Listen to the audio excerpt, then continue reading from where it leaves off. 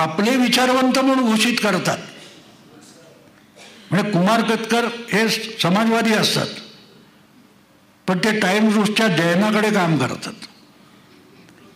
इकडे कामगार चळवळीबद्दल बोलायचं आणि भांडवलदाराकडे नोकरी करायची.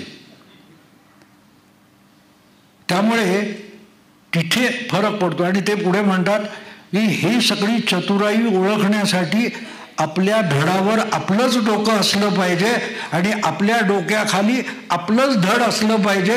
म्हणजे आपला मेंदू वापरता आला पाहिजे. आणि तो मेंदू वापरता येत नाही त्यांना विचार स्वातंत्र्य पाहिजे.